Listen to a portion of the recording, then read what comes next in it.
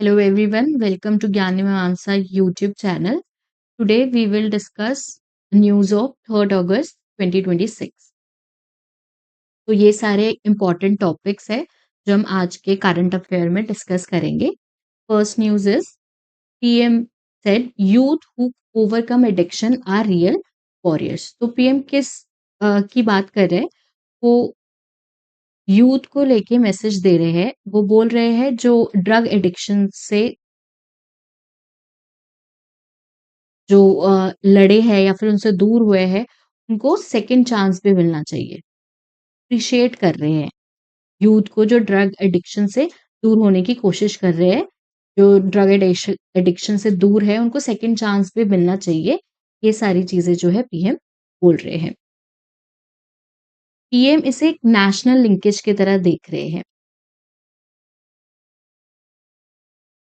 जिसमें वो चाहते हैं कि जो हमारा यूथ है वो फिजिकली एंड मेंटली अपलिफ्ट हो. फिजिकली एंड मेंटली दोनों पर्सपेक्टिव में फिट रहे, ऐसा पीएम बोलने की कोशिश कर रहे हैं. और इस नशा मुक्त युवा उन्होंने कैंपेन स्टार्ट करने की बात की है. और इस कैंपेन में क्या होगा? इस कैंपेन में 100 वीक का रोड मैप दिया जाएगा. ये हर संडे को होगा. जैसे 100 वीक्स में संडे के दिन ये जो होगा, इसमें टारगेट किया जाएगा कि जो यूथ है जो ड्रग एडिक्शन से बाहर निकल रहे हैं, उनको सेकंड चांस दे. उन्हें मेंटली एंड फिजिकली स्ट्रांग बनाने के लिए ये कैंपेन स्टार्ट किया जाएगा. इसमें बहुत सारी एक्टिविटीज रखी जाएगी, जैसे स्पोर्ट्स हो गया, मेडिटेशन हो गया. इन सब चीजों पे ज्यादा ध्यान दिया जाएगा. देन इस आर्टिकल में ये भी बताया गया है कि जो ड्रग एडिक्शन से बाहर निकले हैं, उसके लिए हम मेडिकल असिस्टेंस प्रोवाइड करेंगे. रिहैबिलिटेशन सेंटर्स जो है वो भी प्रोवाइड करेंगे, जिससे उनको हेल्प मिल सके. तो ये 100 वीक जो संडे को कैंपेन होगा, लॉन्च होगा, वो भी याद रखेंगे. एंड रिहैबिलिटेशन सेंटर्स भी प्रोवाइड होंगे और मेडिकल फैसिलिटीज या मेडिकल असिस्टेंस भी जो है इन्हें प्रोवाइड होगा. देन पीएम ने बोला है कि ये रियल वॉरियर्स है, तो हमें इन्हें रिस्पेक्ट की तरह भी देखना है और इन्हें एक्सेप्ट भी करना है.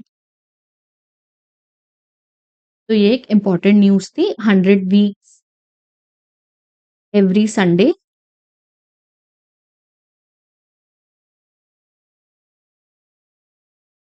से इंडिया को पूरी तरीके से ड्रग फ्री बनाने के लिए कैंपेन है. इस 100 वीक एवरी संडे का एम ये है कि इंडिया को कंप्लीटली ड्रग फ्री इंडिया बना सके. तो पीएम मोदी ने नशा मुक्त युवा फॉर विकसित भारत संकल्प अभियान जो है वो लॉन्च किया है. इसमें इंपॉर्टेंट 100 वीक्स और एवरी संडे ये याद रखना है, ये इंपॉर्टेंट है. देन सेकेंड न्यूज है, why does Kerala report a high leptospiric burden. पहले देखते हैं ये लेप्टोस्पेरिक क्या होता है. लेप्टोस्पेरिस, तो ये एक डिजीज का नेचर है. ये एक बैक्टीरियल जूनोटिक डिजीज है.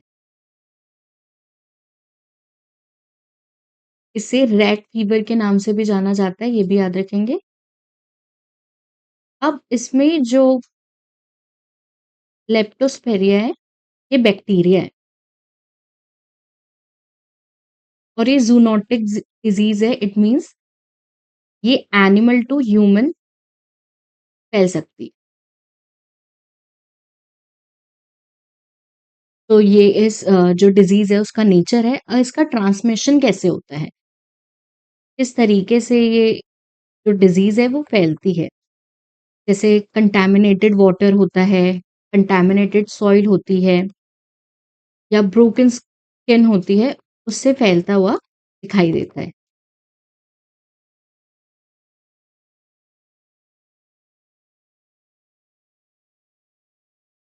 तो ये केरला में इसके बहुत सारे डिज़ीज़ आइडेंटिफ़ाई है, बहुत सारे लोगों की जान भी गई है। अब ये होता कैसे? सपोज़ मान लीजिए रैट है, उसके यूरिन जब वाटर को या फिर सॉइल को कंटैमिनेटेड कर देते हैं। स्पेसिफिकली अगर हम केरला की बात करें तो केरला में इसका हॉटस्पॉट देखा गया है। केरला में ऐसा क्यों देखा गया है? क्योंकि केरला में हेवी रेनफॉल होती है, फ्लड्स देखे गए और हाई ह्यूमिडिटी है। तो ये केसेस ज़्यादा वहाँ पे देखे गए। अब क्या होता है जैसे मान लीजिए रैट के यूरिन में अ, वाटर या फिर सॉइल को जब वो कंटैमिनेटेड कर देते हैं,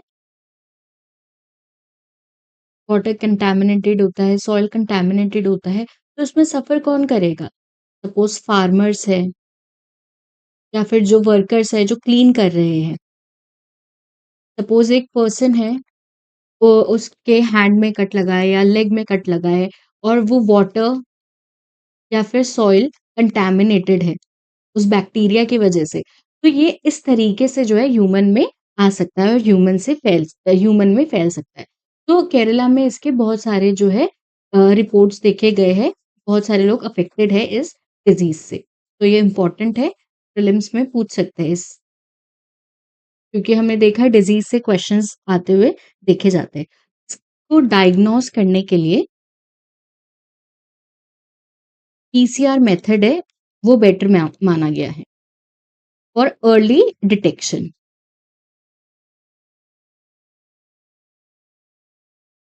स्पेसिफिकली जो केरला की गवर्नमेंट है, वो जो हाईली रिस्क में काम करते हैं, सपोज़ फार्मर्स हो गया, क्लीन करने वाले वर्कर्स हो गए, तो उन्हें ऑलरेडी मेडिसिन जो है प्रोवाइड की जा रही है।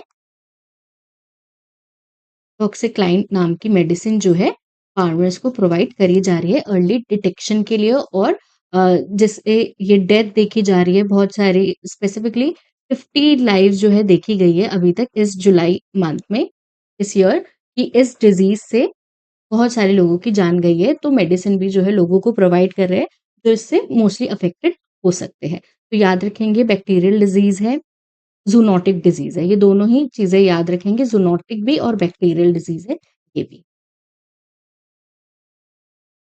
आर्टिकल इज़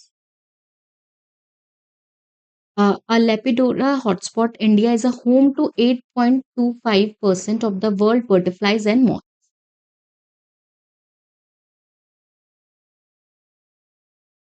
अब देखिए इंडिया में वर्ल्ड वाइड 8.25 हमें लेपिडोप्टेरा के देखे गए। अब लेपिडोप्टेरा की बात करें तो एक टाइप के इंसेक्ट्स है जिसमें बटरफ्लाइज भी आती है एंड मॉथ्स भी आते हैं। अब जैसे प्रीलिम्स में कैसे क्वेश्चन पूछ सकते हैं इस टाइप के क्वेश्चंस आपने देखे भी होंगे यूपीएससी प्रीलिम्स में ऐसे पूछ सकता है कि लेपिडोप्टेरा नाम से एक स्पीशीज है उसमें कौन कौन से बटरफ्लाइज मॉथ कोई और इंसेक्ट के नाम दे देंगे और उसमें से पूछेंगे कौन से फॉलोइंग में आते हैं तो इस तरीके के क्वेश्चन बनते हुए हमने देखे भी हैं अब ये इम्पोर्टेंट क्यों है एक इकोलॉजिकल बैलेंस बनाने के लिए इम्पोर्टेंट है स्पेसिफिकली अगर हम बटरफ्लाइज एंड मॉथ की बात करें तो ये पॉलिनेशन ड्यूटीज में हेल्प करते हैं इनका काम जो है पॉलिनेशन में देखने को मिलता है बटरफ्लाइज जो है हमें डे में पॉलिनेशन करते हुए दिखाई देती है बट जो मॉथ है वो नाइट में हमें दिखाई देती है तो इकोलॉजिकल बैलेंस बनाने में बहुत इंपॉर्टेंट रोल प्ले करते हैं देन फूड वेब कनेक्शन भी है इनका तो इंडिया में जूलॉजिकल सर्वे ऑफ इंडिया ने ये रिसर्च करी है और बताया है कि 8.25% जो है इंडिया में मिलते हैं जैसे आप इसके एग्जांपल्स अगर एनवायरनमेंट से रिलेटेड कोई क्वेश्चन आता है फूड चेन से फूड वेब से रिलेटेड कोई क्वेश्चन आता है तो आप इसको यूज कर सकते हैं then next article is analyse the essay judgement on sex worker supreme court का जो जजमेंट है उससे रिलेटेड ये आर्टिकल है फर्स्ट ऑफ ऑल देखते हैं सुप्रीम कोर्ट है, उन्होंने इस आर्टिकल में बताया गया है सुप्रीम कोर्ट ने कहा है कि सेक्स वर्कर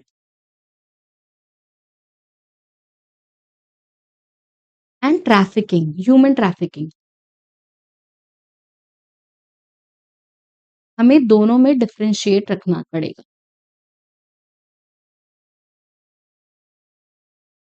जैसे अगर जो सेक्स वर्कर होते हैं मान लेते हैं, वो 2 तरीके से होते हैं, एक वॉलंटरी भी होते हैं,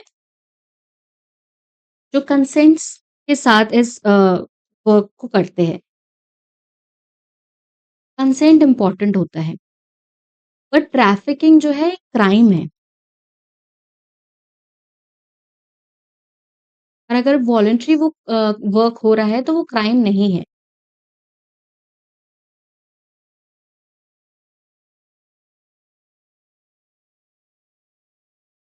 वो क्राइम है और ट्रैफिकिंग में इसे क्राइम माना जाता है और वॉलंटरी में ये क्राइम जो है नहीं माना जाता है। तो कंसेंट बहुत इम्पोर्टेंट है। अब इस आर्टिकल में क्या कहा गया है कि अगर ये चीज़ें फ़ोर्सफुली होती हैं, जी, तो जैसे मान लीजिए पुलिस हो गया या फिर कोई भी ऑर्गेनाइज़ेशन है जो इससे डील कर रही है, वो ह्यूमन ट्रैफिकिंग एंड जो वॉलंटरी वर्क कर रहे हैं उसमें डिफरेंशिएट नहीं करते। वो सारे लोगों को रेस्क्यू करते हैं या फिर डिटेन करके रखते हैं फॉर रिहैब। तो इससे क्या बोल रहे हैं जो सुप्रीम कोर्ट है वो बोल रहे हैं इससे जो सेक्स वर्कर्स हैं उनके राइट्स वायलेट हो रहे हैं।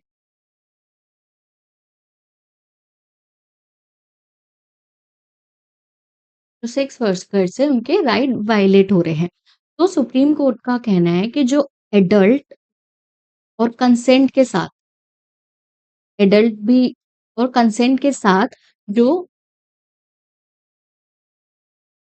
सेक्स वर्कर्स हैं आप उन्हें फोर्सफुली रेस्क्यू नहीं कर सकते हैं।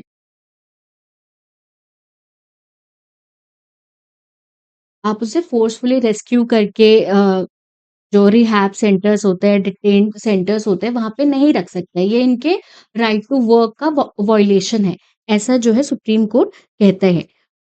अपने आर्टिकल नंबर 142 का यूज़ करते हैं सुप्रीम कोर्ट जो है ये कहते हैं। तो इस आर्टिकल में भी ये कहा गया है कि कंसेंट जो है वो बहुत इम्पोर्टेंट है। कंसेंट इम्पोर्टेंट है। अगर कोई एडल्ट वॉलंटरी ये काम कर रहा है तो पुलिस या कोई भी ऑर्गेनाइजेशन जो है, उन्हें फ़ोर्सफुली डिटेन्ड करके या रेस्क्यू नहीं कर सकते। हमें डिफरेंशिएट करना पड़ेगा वॉलंटरी वर्क में एंड ह्यूमन ट्रैफिकिंग में। इन दोनों में हमें डिफरेंशिएट करना पड़ेगा। हम अब इसके लिए हम क्या कर सकते हैं? इसके लिए हम कर सकते हैं कि जो एनजीओज़ है, उनकी हेल्प ले अच्छे से उनकी हिस्ट्री भी जाने कि वो ह्यूमन ट्रैफिकिंग के थ्रू इस वर्क में आई है या फिर वो वॉलंटरी बेसिस पे ये काम करना चाहती है। तो ये सारी चीज़ें भी देखनी ज़रूरी है। तो सुप्रीम कोर्ट का मानना है कि जो सेक्स वर्कर्स हैं उनको भी कॉन्स्टिट्यूशनल राइट है, उन्हें फ़ोर्सफुली डिटेन करके, फ़ोर्सफुली रेस्क्यू करके रखा नहीं जा सकता क्योंकि इससे बहुत सारी चीज़ें अफ़ेक्ट होती है। सपोज़ करिए कि कोई वॉलंटरी तरीके से ये वर्क करना चाह रहा है, वो अपना प्रोफ़ेशन समझ के ये वर्क करना चाह रहा है, उनके साथ कोई फ़ोर्सफुली इस प्रोफ़ेशन में नहीं भेजा गया है, तो वो डिपेंडेंट है इन सारी चीज़ों के लिए। मान लीजिए आप किसी को मान लीजिए पुलिस है या कोई ऑर्गनाइज़ेशन है, वो उन सेक्स वर्कर को पकड़ते हैं, रेस्क्यू करके रखते हैं, उनके पीछे उनकी फैमिलीज़ भी है। जो उन पे पूरी तरीके से डिपेंडेंट है और वो नहीं चाहते कि वो डिटेन रहे, रेस्क्यू रहे, वो अपना काम करना चाहते हैं। तो ये सारी चीज़ें भी जो है देखने की ज़रूरत है हमें इम्प्लीमेंटेशन से पहले या फिर हम किस तरीके से सारी चीज़ें कर रहे हैं, हमें उसके रूल्स एंड रेगुलेशन को और ज़्यादा स्ट्रॉन्ग बनाने की ज़रूरत है। हमें एनजीओज़ की हेल्प लेनी चाहिए, हमें उनकी स्क्रीनिंग करनी चाहिए कि कोई एसटीडी जो डिज़ीज़ है वो नहीं वो तो नहीं फैल रही है, एचआईवी, एड्स के टेस्ट कराने चाहिए। तो ये सारी चीज़ें कर सकते हैं, बट हमें उन्हें फ़ोर्सफुली रेस्क्यू नहीं करना, जब हमें पता है कि वो अपने कंसेंट से कर रहे हैं, वो एक एडल्ट है एंड वो ह्यूमन ट्रैफिकिंग के अंदर ये सारी चीज़ें नहीं कर रहे हैं। तो ये सारी चीज़ों का डिफरेंशिएट करना बहुत ज़रूरी है। तो इम्पोर्टेंट आर्टिकल है क्योंकि सुप्रीम कोर्ट का इंटरवेंशन हुआ है, सुप्रीम कोर्ट ने बताया है, तो ये सारी चीज़ें हम अपने एग्ज़ाम में भी यूज़ कर सकते हैं, ये सारे पॉइंट। देन नेक्स्ट आर्टिकल है, why are government school shutting down? ये भी इम्पोर्टेंट आर्टिकल है। तो इस आर्टिकल में कहा गया है कि जो गवर्नमेंट स्कूल है, स्पेसिफिकली गवर्नमेंट स्कूल की बात की गई है कि गवर्नमेंट स्कूल बंद क्यों हो रहे हैं? क्या रीज़न है कि गवर्नमेंट स्कूल बंद हो रहे हैं? तो around 94,000 government school have closed over the past decades under state lead rationalised drives. उसमें स्पेसिफिकली जो मोस्ट अफेक्टेड स्टेट है वो उत्तर प्रदेश, मध्य प्रदेश, जम्मू एंड कश्मीर, ये सारी स्टेट्स जो है देखे गए हैं। अराउंड 25 स्कूल्स जो है वो डेली बंद हो रहे हैं और ये जो स्कूल्स है वो गवर्नमेंट स्कूल है। गवर्नमेंट लेड जो स्कूल है वो धीरे-धीरे करके बंद हो रहे हैं और स्टेट लेवल, क्योंकि अगर हम देखेंगे जो एजुकेशन का टॉपिक है वो कंकरेंट लिस्ट में आता है, तो स्टेट से रिलेटेड भी है एंड सेंटर से भी रिलेटेड है। तो ऐसे क्या रीज़न है जिसकी वजह से गवर्नमेंट स्कूल जो है बंद हो रहे हैं?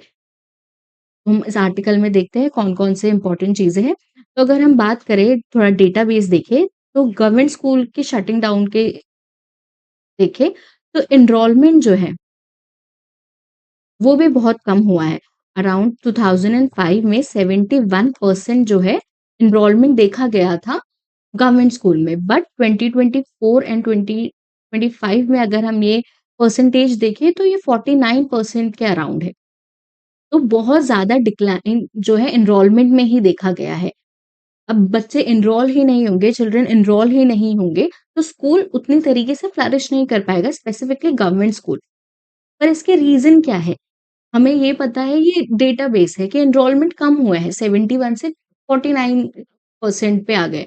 बट इसका रीज़न क्या है? क्यों जो स्कूल्स है या फिर एनरोलमेंट है, बच्चे स्कूल जाना जो है, वो क्यों बंद कर रहे हैं, क्यों कम कर रहे हैं? ये एक इम्पोर्टेंट पॉइंट है। मोस्ट अफेक्टेड स्टेट जैसे हमने देखा यूपी था, एमपी थे, जम्मू एंड कश्मीर था। क्यों स्कूल जो है शट डाउन हो रहे हैं?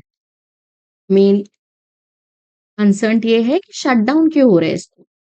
स्कूल शट डाउन इसलिए हो रहे हैं क्योंकि जो नेशनल एजुकेशन पॉलिसी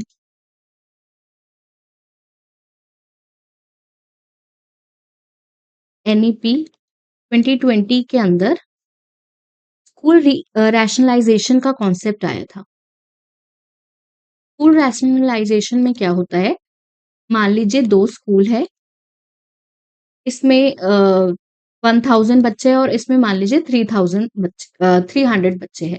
तो इस पॉलिसी के थ्रू क्या हुआ था, या तो इन दोनों स्कूल्स को मर्ज कर लिया जाएगा कि एक ही स्कूल में ज़्यादा बच्चे आ जाएँगे। वरना जो कम एनरोलमेंट वाला स्कूल है या फिर कम लेंथ स्ट्रेंथ वाला स्कूल है, उसे बंद कर दिया जाता है या फिर इसके साथ मर्ज करने की बात की गई है। तो इस पॉलिसी के थ्रू स्कूल रैशनलाइज़ेशन में बहुत सारे स्कूल्स जो है या तो मर्ज किए गए हैं या तो बंद करे गए हैं, जितनी स्ट्रेंथ है उस हिसाब से। अब इससे प्रॉब्लम क्या होती है? इससे प्रॉब्लम क्या आई? मान लीजिए ये स्कूल, गवर्नमेंट स्कूल किसके लिए स्पेसिफिकली किए जाते हैं या बनाए जाते हैं? कि जो अंडर प्रिविलेज्ड बच्चे हैं, स्पेसिफिकली एससी कम्युनिटीज़ से, एसटी कम्युनिटीज़ से, गर्ल चाइल्ड है स्पेसिफिकली, इन सब के लिए किए जाते हैं कि जो गवर्नमेंट स्कूल में जाए, जिसमें बहुत मिनिमम फीस ली जाती है, जो कन्वीनिएंट हो, जो अफोर्डेबल हो। इसलिए ये स्कूल, गवर्नमेंट स्कूल का मेन मोटिव तो यही होता है। राइट टू एजुकेशन के थ्रू भी हम ये सारी चीज़ें देखते हैं। बट इसमें क्या हो रहा है, अ, इस स्कूल रैशनलाइज़ेशन में जब स्कूल बंद हो रहे हैं, स्कूल ही बंद हो रहे हैं, तो जो अफ़ोर्ड नहीं कर सकते थे, जो अंडर प्रिविलेज्ड बच्चे थे, वो भी स्कूल जाना बंद कर रहे हैं। वो भी स्कूल्स में एनरोलमेंट कम कर रखे हैं। मान लीजिए 2 स्कूल हैं, एक उनके घर से 5 किलोमीटर दूर है, एक उनके स्कूल से 3 किलोमीटर दूर है। यहाँ तो बच्चे जा सकते थे, बट यहाँ की अगर स्ट्रेंथ कम हुई और उसको इसके साथ मर्ज कर लिया गया, तो स्पेसिफिकली गर्ल चाइल्ड के जो पेरेंट है या फिर अंडर प्रिविलेज बैकग्राउंड से जो बच्चा आता है, वो इतनी दूर जाना अफोर्ड नहीं कर सकते या फिर इतनी दूर जाना बहुत टायरिंग होता है बच्चों के लिए। तो वो स्कूल जाना ही बंद कर देते हैं, वो ड्रॉप ले लेते हैं स्कूल से। ये प्रॉब्लम देखी गई है। स्पेसिफिकली राइट टू एजुकेशन का वायलेशन देखा गया है। क्योंकि इसमें क्या कहा गया था, इसमें बच्चों के लिए एजुकेशन फ्री करी गई थी, मैंडेटरी करी गई थी। क्योंकि अब बच्चों के पास नेबरहुड प्राइमरी स्कूल्स ही नहीं है। बट ये सारी चीज़ें तो गवर्नमेंट और स्टेट गवर्नमेंट जो है, central government and state government दोनों को इस पे काम करना चाहिए कि बच्चों का राइट टू एजुकेशन का जो राइट टू एजुकेशन है, वो वायलेट ना हो।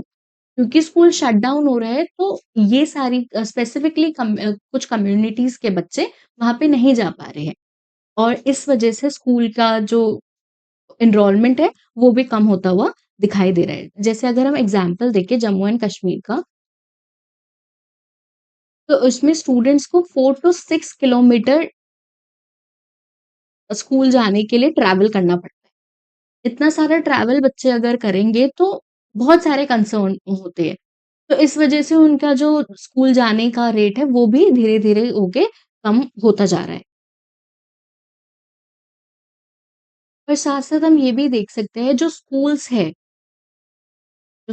है ज़रूरी नहीं है या फिर हम देखते हैं, हम न्यूज़ में देखते हैं, हम डेटाबेस देखते हैं कि जो स्कूल के इंफ्रास्ट्रक्चर है स्पेसिफिकली, वो बहुत ज़्यादा पुअर है।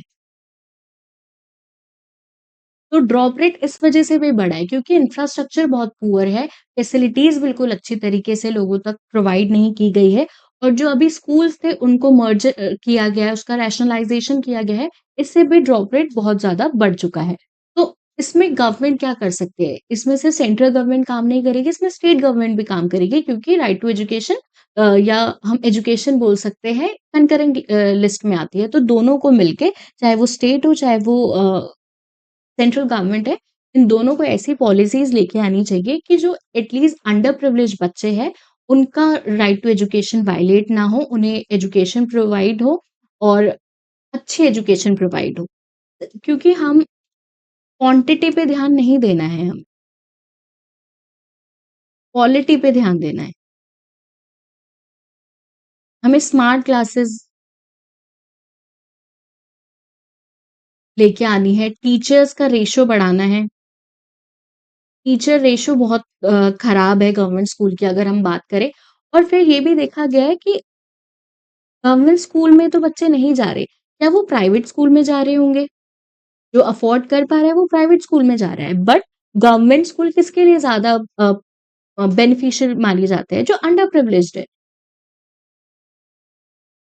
जो अंडर प्रिविलेज्ड है उन्हीं के लिए तो गवर्नमेंट स्कूल माना जाता है कि वो एजुकेशन जो है फ्री में प्रोवाइड कर सके। बहुत सारे बच्चे गवर्नमेंट स्कूल में इसलिए भी नहीं जा रहे क्योंकि वो प्राइवेट के लिए स्विच हो रहे हैं। बट जो अफ़ोर्ड नहीं कर पा रहे उनके लिए गवर्नमेंट को जो है चीज़ें करनी पड़ेगी क्योंकि प्राइवेट की फ़ीस बहुत ज़्यादा होती है। अगर उनको क्वालिटी एजुकेशन मिल रही है, तो उसके लिए फ़ीस भी बहुत ज़्यादा ले रहे हैं। तो गवर्नमेंट को ऐसे स्कीम्स, ऐसे स्कूल्स बनाने की ज़रूरत है। टीचर रेशियो को मेंटेन करने की ज़रूरत है, इंफ्रास्ट्रक्चर को अच्छा बनाने की ज़रूरत है कि जो ये प्राइवेट एंड गवर्नमेंट का स्केल है वो इक्वल आ सके। तो ये भी एक इम्पोर्टेंट आर्टिकल है। आई होप आपको ये भी आर्टिकल समझ आया होगा। नेक्स्ट आर्टिकल है India observes 16th Indian organ donation day.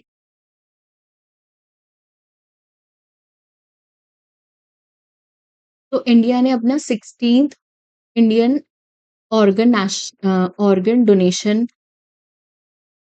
Day celebrate किया है आज ही के दिन और इसे ऑर्गेनाइज़ किया था national organ and tissue transplant organisation ने under ministry of health and family welfare. तो इसमें इम्पोर्टेंट क्या है? आज ऑर्गन डोनेशन डे जो है सेलिब्रेट किया 16th, तो उसमें क्या-क्या की इनिशिएटिव्स लिए गए? क्यों ये इम्पोर्टेंट है? किस तरीके से जो डोनेशन का प्रोसीजर है, स्पेसिफिकली ऑर्गन डोनेशन का प्रोसीजर है, वो सीमलेस बनाया जाएगा? ऑर्गन डोनेशन को किस तरीके से अवेयरनेस लेके आया जाएगा? क्योंकि अभी भी जो इंडिया है उसमें बहुत नॉलेज की कमी है कि ऑर्गन डोनेशन किस तरीके से किया जाता है, कैसे कर सकते हैं, किस तरीके से लोग इसमें हेल्पफुल हो सकता है, एक लाइफ को बचा सकता है। इन सारी चीज़ों के लिए अवेयरनेस लेके आने की ज़रूरत है। इसके लिए कैंपेन जो है लॉन्च करने की ज़रूरत है ताकि ज़्यादा से ज़्यादा लोगों को स्पेसिफिकली रूरल एरियाज़ में जो जहाँ पे इंटरनेट की फैसिलिटीज़ नहीं है, जहाँ पे इतनी नॉलेज नहीं है, इतना एजुकेशन अच्छे से नहीं है, वहाँ तक भी ये सारे इन्फॉर्मेशन जो है, ये अवेयरनेस जो है, कैसे पहुँचाई जा सकती है।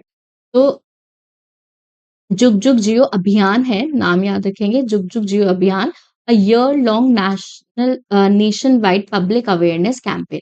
ये पब्लिक अवेयरनेस कैंपेन है कि लोगों को बताया जाए कि क्यों हमें ऑर्गन डोनेशन इम्पोर्टेंट है, ऑर्गन को डोनेट कैसे कर सकते हैं या फिर किसी को जब ज़रूरत है तो वो किसकी हेल्प ले सकता है। सारे जो विलेजेस है, सारे कम्युनिटीज़ तक ये बात पहुँचाने की ज़रूरत है और स्पेसिफिकली बहुत नॉर्मलाइज़ करने की ज़रूरत है ऑर्गन डोनेशन जैसे कॉन्सेप्ट को क्योंकि किसी का एक ऑर्गन डोनेट करेंगे तो दूसरे की लाइफ सेव हो सकती है।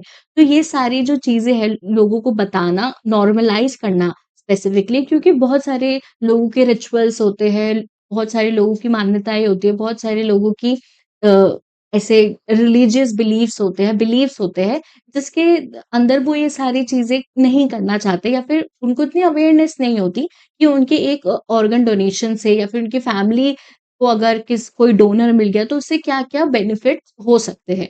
इन सारी चीज़ों को नॉर्मलाइज़ करने के लिए गवर्नमेंट ने ये इनिशिएटिव लॉन्च किया है जुग जुग जियो अभियान। देन नेक्स्ट है प्रत्यारोपण प्लेटफ़ॉर्म। इसके अंदर क्या होगा, इसमें एक ट्रांसपेरेंट डिजिटल पोर्टल लेके आया जाएगा, जिसमें डोनर के बारे में पता होगा, कौन डोनेट कर रहा है उसके बारे में पता होगा। अगर किसी को पर्टिकुलर ऑर्गन की ज़रूरत है, तो उसे कितने टाइम में वो ऑर्गन मिल सकता है या फिर कौन उसे दे रहा है, सारी चीज़ें जो है लिस्ट में तैयार की जाएगी और इससे क्या होगा, जो डोनेट कर रहा है, उसके लिए भी आसानी होगी और जो डोनर है, उसके लिए भी आसानी होगी। और जिसको वो ऑर्गन चाहिए उसके लिए भी ये जो प्रोसेस है वो बहुत सीमलेस हो जाएगा। तो एक पोर्टल जो है, एक प्लेटफ़ॉर्म जो है गवर्नमेंट लॉन्च कर रही है, इनिशिएट कर रही है, जिससे ये जो एक इम्पोर्टेंट कैंपेन है उसको सीमलेसली देखा जा सका देखा जा सके। हॉस्पिटल्स को भी हेल्प होगी, हॉस्पिटल्स के पास भी एक डेटाबेस हो जाएगा कि किसको ज़रूरत है, कब ज़रूरत है, क्या-क्या पर्सपेक्टिव चाहिए उन सारी चीज़ों के लिए, ये सारी चीज़ें देखने में हेल्प करेगी। तो ये ओवरऑल हॉस्पिटल्स के लिए भी इम्पोर्टेंट है एंड जो हम अ, एज़ अ सिटिज़न हमारे लिए भी बहुत इम्पोर्टेंट है।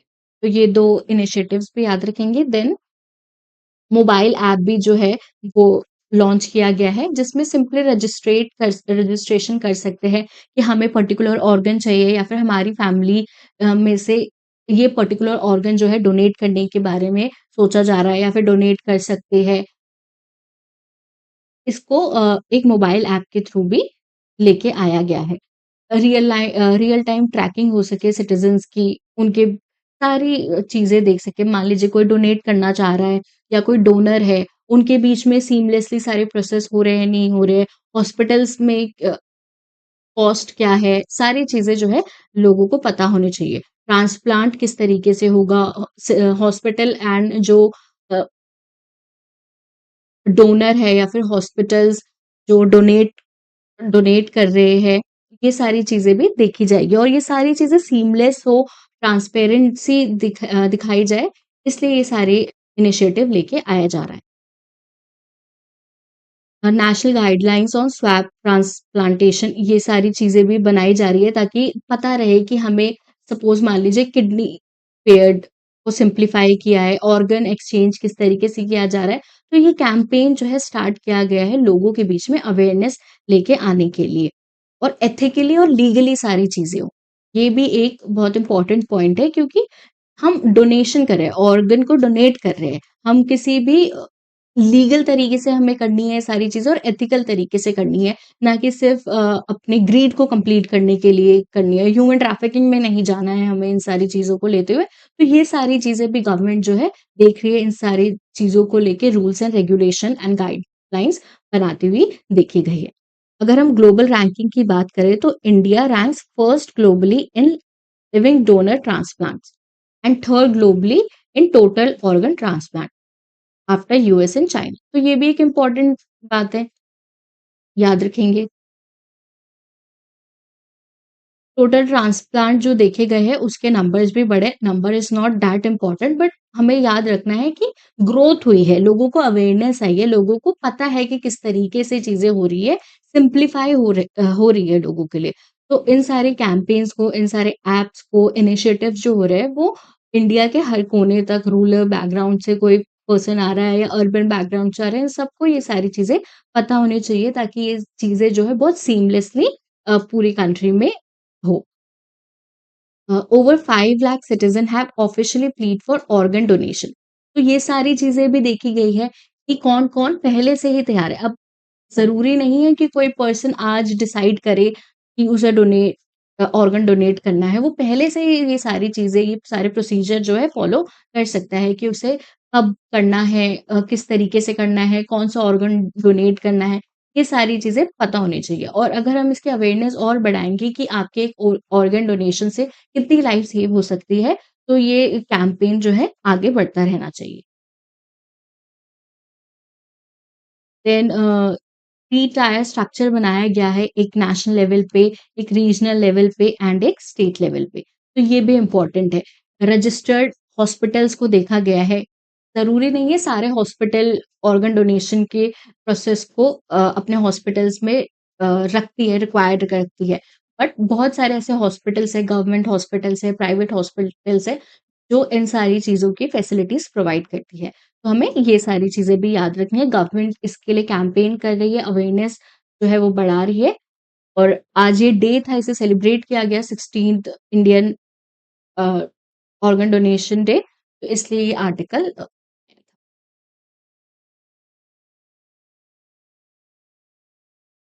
तो next topic is India produce smart scientist but it is struggling to retain them.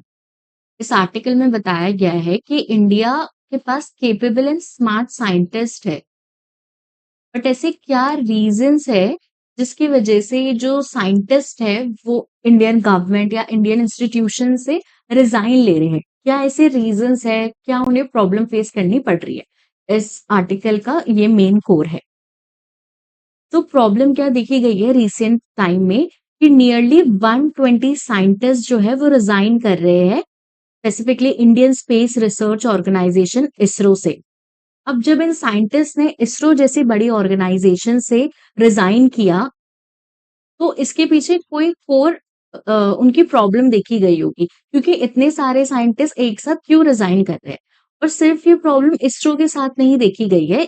ISRO जो है इस फिनोमिना में यूनिक नहीं है, क्योंकि और भी जो गवर्नमेंट फंडेड रिसर्च ऑर्गेनाइजेशन है, ऑटोनॉमस इंस्टीट्यूशन है, जो गवर्नमेंट से रिलेटेड है, वो ऑर्गेनाइजेशन से भी, उन ऑर्गेनाइजेशन से भी साइंटिस्ट जो है रिजाइन करते हुए दिखाई दिए हैं। जैसे CSIR, council of scientific and industrial research से भी जो साइंटिस्ट है उन्होंने रिजाइन किया है। तो मेन प्रॉब्लम ये है कि साइंटिस्ट रिजाइन क्यों कर रहे हैं? साइंटिस्ट रिजाइन कर रहे हैं, उसके पीछे प्रॉब्लम क्या है? गवर्नमेंट जो है ये समझना चाहती है, और गवर्नमेंट इंस्टीट्यूशन में, रिसर्च ऑर्गेनाइजेशन में ऐसे क्या प्रॉब्लम देखी जा रही है जिसकी वजह से जो इंडियन साइंटिस्ट है वो रिजाइन कर रहे हैं। तो कॉन्टेक्स्ट ये है, इसलिए ये न्यूज आर्टिकल हम जो है पढ़ रहे हैं। देन रिजाइन क्यों कर रहे हैं? ऐसा माना जाता था कि ऑब्वियस रीजन ये माना जाता था कि साइंटिस्ट इसलिए रिजाइन कर रहे हैं कि उनके जो सैलरी है वो सफिशिएंट नहीं है। जो साइंटिस्ट को सैलरी मिल रही है वो सफिशिएंट नहीं है।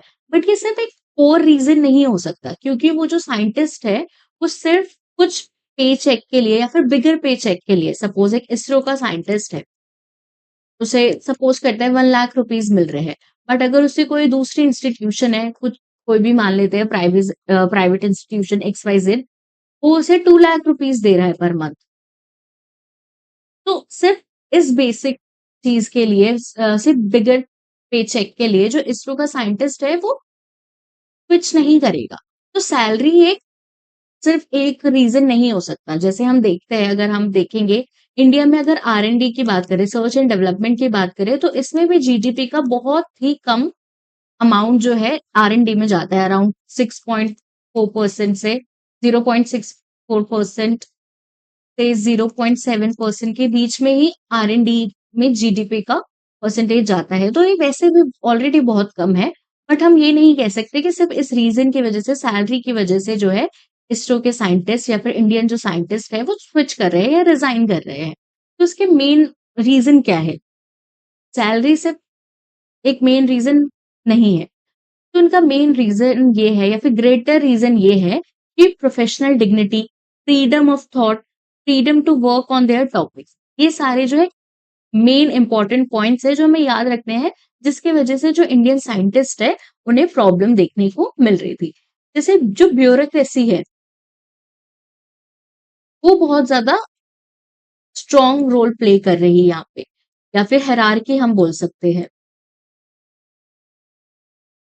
कि सीनियर जूनियर का जो गैप है, वो बहुत ज़्यादा है। प्रोफ़ेशनल डिग्निटी की कमी है।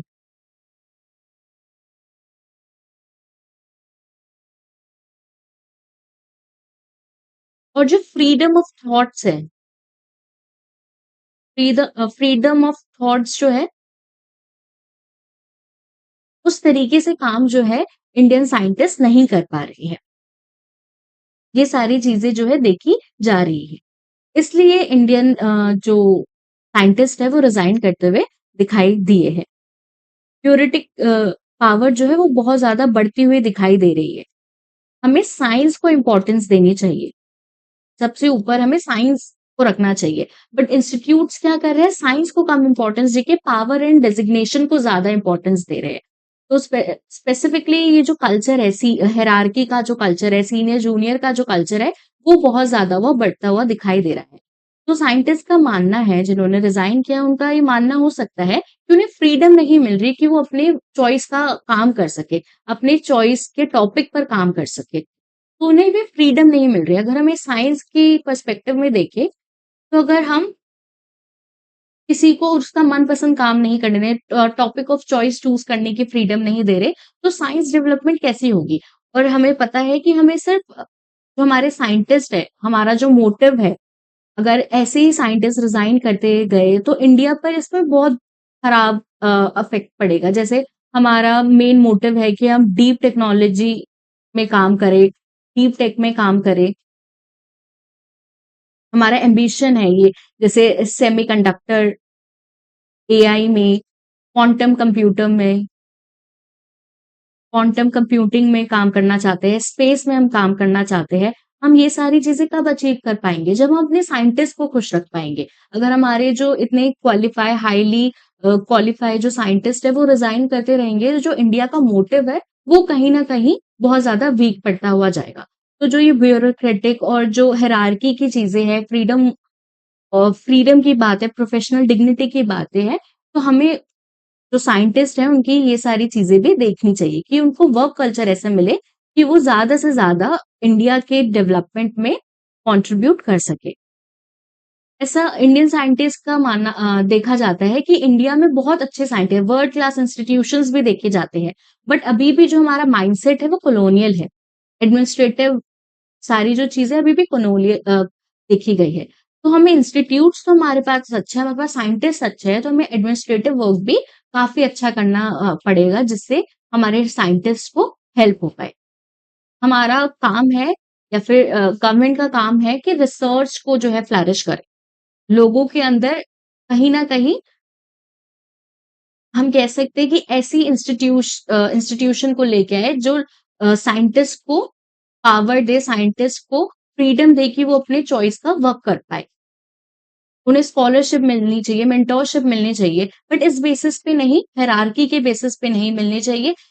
सीनियर और जूनियर का जो गैप है, वो भी हमें कम करने की कोशिश करनी चाहिए। क्योंकि इससे क्या हो रहा है कि बहुत सारे जो टैलेंटेड रिसर्चर हैं, बहुत सारे जो टैलेंटेड साइंटिस्ट हैं, वो प्राइवेट रिसर्च ऑर्गनाइज़ेशन की तरफ जा रहे हैं, इसरो को छोड़ रहे हैं। डीप टेक कंपनीज़ को जॉइन कर रहे हैं, यूनिवर्सिटी ऑफ अब्रॉड जाने के लिए, इंटरनेशनल कोलैबोरेशन के लिए तैयार हो रहे हैं। तो जो हमारे इंडिया का मेन मोटिव है, जिस तरीके से हम डेवलपमेंट करना चाहते हैं, उसके लिए बहुत ज़्यादा ज़रूरी है कि जो हमारे साइंटिस्ट हैं, वो हमारे साथ रहे, हमारे इंडिया के लिए डेवलपमेंट करते हुए दिखाई दें। तो इसलिए इंडिया को क्या करना चाहिए, इंडियन गवर्नमेंट को क्या करना चाहिए? स्पेसिफिकली सबसे पहले एडमिनिस्ट्रेशन में ट्रांसपेरेंसी लेके आनी पड़ेगी। स्पेसिफिकली अगर साइंटिस्ट की बात करें तो साइंटिफिक इंस्टीट्यूशंस में लोगों को वर्क प्लेस जो है वो बहुत अच्छा बनाना पड़ेगा, मेंटरशिप देनी पड़ेगी, लीडरशिप देनी पड़ेगी। इस वजह से जो है इंडियन साइंटिस्ट ग्रो करेंगे और इससे जो इंडिया का मेन मोटिव है कि वो डीप टेक में एम्बिशियस जो है वो कंप्लीट हो पाए। तो ये सारी चीजें गवर्नमेंट को करने की जरूरत है। तो इस आर्टिकल जैसे जीएस3 के लिए इम्पोर्टेंट है। तो ये आर्टिकल है, आपसे पूछा जा सकता है, साइंटिस्ट क्योंकि रिजाइन कर रहे हैं, करंट का भी टॉपिक है, तो आपसे इसके बारे में क्वेश्चन पूछ सकते हैं। तो सिर्फ सैलरी जो है मेन रीजन नहीं है जिसकी वजह से साइंटिस्ट रिजाइन कर रहे हैं। थ्योरेटिकल पावर हो गई, हायरार्की हो गई, इन सब चीजों की वजह से भी साइंटिस्ट जो है रिजाइन करते हुए दिखाई दे रहे हैं। साइंटिस्ट को प्रोफेशनल डिग्निटी मिलनी चाहिए, फ्रीडम ऑफ थॉट्स मिलने चाहिए। इंस्टीट्यूशन को पावर और डेजिग्नेशन से ज्यादा साइंटिस्ट पे या साइंस पे ज्यादा जो है काम करना चाहिए, ट्रांसपेरेंसी रखनी चाहिए। तो ये इस आर्टिकल के थ्रू हम समझ सकते हैं। देन नेक्स्ट आर्टिकल है strong health system for all with better public spending. इस आर्टिकल में बताया गया है कि इंडिया, स्पेसिफिकली अगर आप इंडिया की बात करें तो इंडिया जितना पब्लिक स्पेंडिंग कर रहा है हेल्थ सिस्टम में, क्या वो सफिशिएंट है? अगर वो सफिशिएंट है तो क्या ग्रास रूट लेवल पे ये सारी चीजें पहुंच रही है? ये इस आर्टिकल का मेन पॉइंट है। तो देखते हैं इस आर्टिकल में और क्या चीजें हैं। Building strong public health system trends to start with financing. कि इंडिया के जो हेल्थ सिस्टम है स्पेसिफिकली उसके बारे में हम बात करेंगे। तो वर्ल्ड बैंक के according per capita public spending on universal health coverage in low and middle income countries, including government expenditure and off budget development assistance, about half of minimum bank benchmark. World bank कहता है कि जितना government को करना चाहिए, spend करना चाहिए health system में, स्पेसिफिकली यूनिवर्सल हेल्थ कवरेज के अंडर जितना गवर्नमेंट को स्पेंड करना चाहिए, वो उसके बेंचमार्क को क्रॉस ही नहीं कर पा रहे। मतलब उसकी जो बजटिंग है, उसकी जो फाइनेंसिंग है, वो बहुत ज्यादा कम रह पा रही है, ऐसा वर्ल्ड बैंक का कहना है। ऐसा देखा गया है कि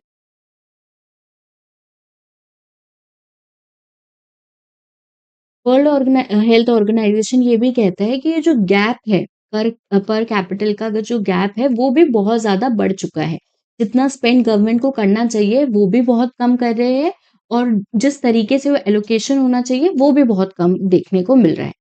डेवलपमेंट असिस्टेंट फॉर हेल्थ का ये मानना है, इसका कहना है कि जो बजट थे वो बहुत ज्यादा देखने को मिले 2021 में, जब कोविड का टाइम पीरियड था। तो कोविड के टाइम पीरियड में जो है हमें हेल्प मिली बजट एलोकेशन में, या फिर हम कह सकते हैं हमें बहुत ज्यादा पैसा भी मिला जो लो एंड मिडिल इनकम कंट्रीज है। बट पोस्ट पेंडेमिक या पोस्ट कोविड जो है, ये धीरे धीरे जो मनी है या जो फाइनेंस प्रोवाइड किया गया है वो बहुत ज्यादा कम देखने को मिला है। तो हम इसको किस तरीके से टैकल कर सकते हैं, इसे किस तरीके से अपने हेल्थ पे इफेक्ट पड़ने नहीं दे सकते। तो हमें देखना है कि किस तरीके से हम मनी को यूज करें, डोमेस्टिक बजट को किस तरीके से यूज करें, जो हमें फॉरेन एड मिल रही है उसे किस तरीके से यूज करें कि हेल्थ सिस्टम जो है वो बेटर हो सकता है या बेटर हो सके। तो इसके लिए जो ऑथर है वो कुछ 3 पिलर्स बताते हैं। उन 3 पिलर्स के अकॉर्डिंग हमें ये सारी चीजें करेंगे तो बेटर देखा जा सकता है। तो फर्स्ट पिलर है spending what is allocated. Suppose government है, उन्होंने 1 CR किसी हेल्थ सिस्टम के लिए या फिर किसी बीमारी के लिए एलोकेट किए, बट ग्रास रूट लेवल तक जाते जाते ये स्पेंडिंग उतनी हो रही है जितनी गवर्नमेंट ने प्रोवाइड की है। सबसे पहले हम देखते हैं कि बजट उतना ज्यादा स्ट्रांग नहीं बनाया गया है या फिर फाइनेंसिंग इतनी ज्यादा स्ट्रांग नहीं बनाई गई है। बट जो फाइनेंस हमें मिल रहा है, जो पैसा हमें मिल रहा है, क्या वो ग्रास रूट लेवल तक जा रहा है? ये भी एक सबसे बड़ा कंसर्न है। वर्ल्ड बैंक के रिपोर्ट्स के अकॉर्डिंग अराउंड 85 to 90% जो चीजें हैं, जो बजट है वो बहुत ज़्यादा कम है। ये इतना कम है, एजुकेशन से भी कम है, जनरल बजटिंग से भी बहुत ज़्यादा कम है, जो हेल्थ केयर सिस्टम पे स्पेंड हो रहा है। तो कहीं न कहीं हमें बजट को बढ़ाने की भी ज़रूरत है हेल्थ सिस्टम में, और किस तरीके से ये बजट जो है वो लोअर लेवल तक या फिर ग्रास रूट लेवल तक भी पहुँचे, ये सारी चीज़ें भी करनी हमें ज़रूरी है। इंडिया में पार्लियामेंट्री जो है उन्होंने देखा है कि only about 2/3 of allocation of flagship health infrastructure mission spend in 2025 and 2020। तो जितना बजट जो है बनाया गया था, उसका सिर्फ 2/3 पहुंचा है। इट मीन्स पूरी तरीके से जो स्पेंड है, एलोकेट मनी जो स्पेंड हो रहा है, वो भी पूरी तरीके से ग्रास रूट लेवल तक नहीं पहुंच रहा है। और नेशनल हेल्थ मिशन के अकॉर्डिंग देखा जाए तो ये 26% of the money earmark for the communicable and non communicable disease, बस इतना सा ही पैसा जो है वो इन सारे डिजीज को कम करने में या फिर इन्हें क्योर करने में लगाया गया है। तो ये जो बॉडीज़ होती है, जैसे नेशनल हेल्थ मिशन बॉडी हो गई, ये सारे मिशंस या फिर ये जो बॉडीज़ है, ये जो डेटा प्रोवाइड करता है, ये भी इम्पोर्टेंट होता है, ये भी याद रखें। नेक्स्ट सेकंड पिलर है spending on the right health investment.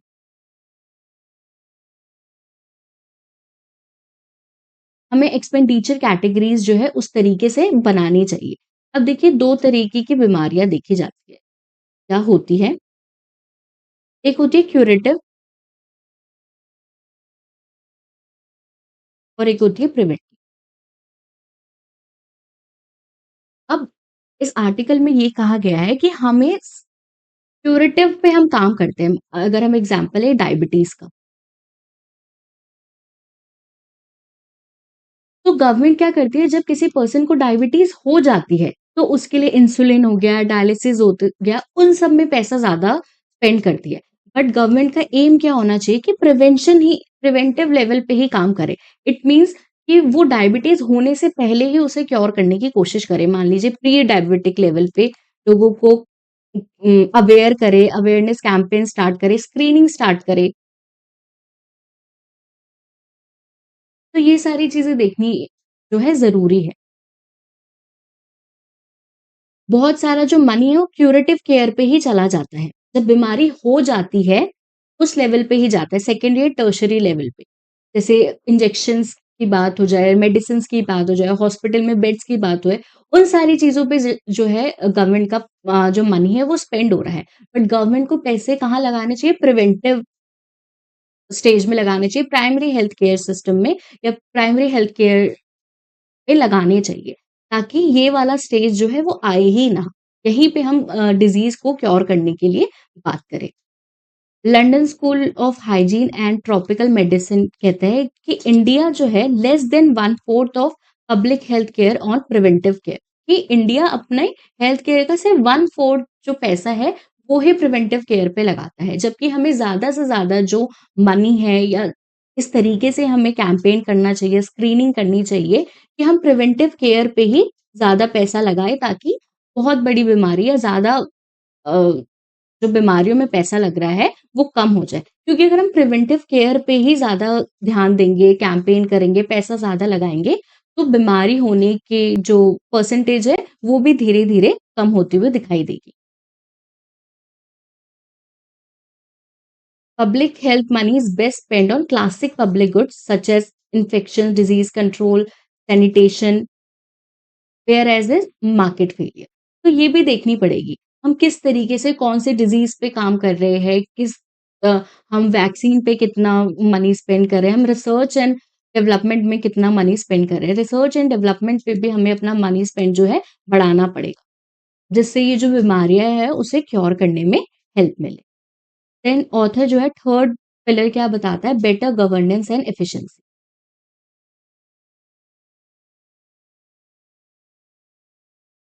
इसमें ऑथर कहते हैं कि अगर हमें अपनी हेल्थ सिस्टम पे ध्यान देना पड़ेगा, तो हमें गुड गवर्नेंस पे बात करनी पड़ेगी।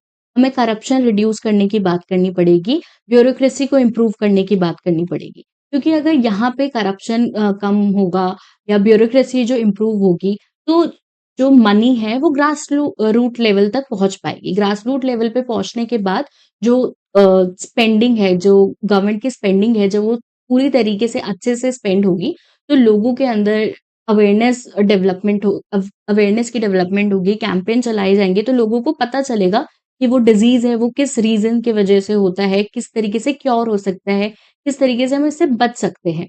तो ये सारी चीज़ें हमें प्राइमरी लेवल पे करने की ज़रूरत है, ताकि हम इंडिया को बहुत सारी बीमारियों से बचा सकें। Simply increasing spending where governance is weak is unlikely to improve outcomes. हम ये ज़रूरी नहीं है कि हम सिर्फ़ अपना बजट बढ़ाते रहें।